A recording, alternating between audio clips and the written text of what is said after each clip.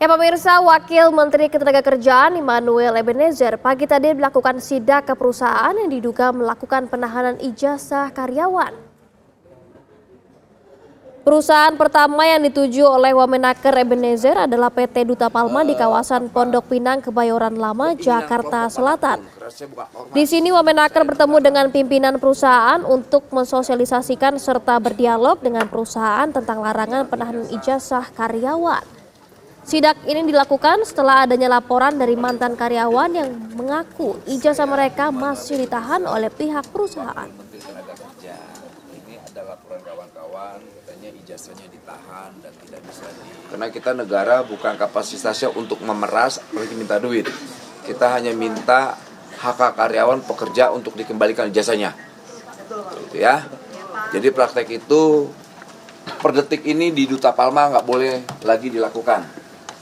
Ini bentuk ketegasan negara, bentuk ketegasan pemerintahan Pak Prabowo.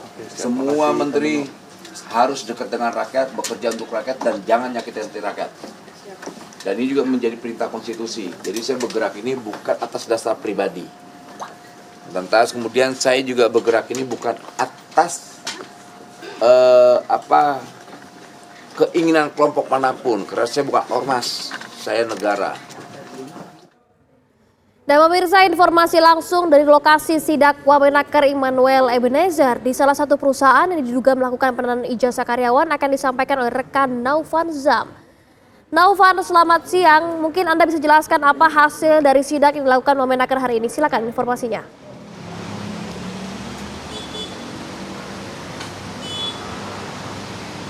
Ya, selamat siang. Bisa saya kabarkan bahwa ada kabar baik untuk perusahaan atau karyawan yang bekerja di perusahaan PT Duta Palma ini, di mana Wamenaker Pak Immanuel Ebenezer telah bertemu dengan pimpinan PT Duta Palma bahwasanya memang dikeluhkan 180 ijazah ditahan oleh PT Duta Palma. Namun dari pimpinan perusahaan menyatakan bahwa karyawan yang ijazahnya ditahan oleh PT Duta Palma bisa menyerahkan dokumentasi berupa tanda terima yang nantinya akan dibantu oleh pihak perusahaan segera bisa dikembalikan ijazah yang ditahan tersebut. Namun karyawan juga mengeluhkan tentang pembayaran pesangon yang masih belum dibayarkan hingga sekarang dan juga gaji pokok yang masih di bawah UMK. Dan ini juga langsung diutarakan kepada Pak Wamenaker dan Pak Wamenaker langsung mengutarakan hal tersebut kepada pimpinan perusahaan. Namun dari pimpinan perusahaan menyatakan bahwa perusahaan saat ini sedang mengalami krisis finansial di mana per 10 Maret 2025 mereka harus mengambil tindakan di mana rekening dan juga semua transaksi yang menyangkut PT Duta Palma diblokir dikarenakan masalah dari pemilik dan juga diakuisisinya kebun oleh PT Agrinas. Hal tersebut juga menyebabkan PHK yang terjadi kepada karyawan dan PT Agrinas menjanjikan kepada karyawan PT Duta Palma bahwasanya mereka akan menanggung semua karyawan yang nantinya akan di-PHK oleh pihak PT Duta Palma.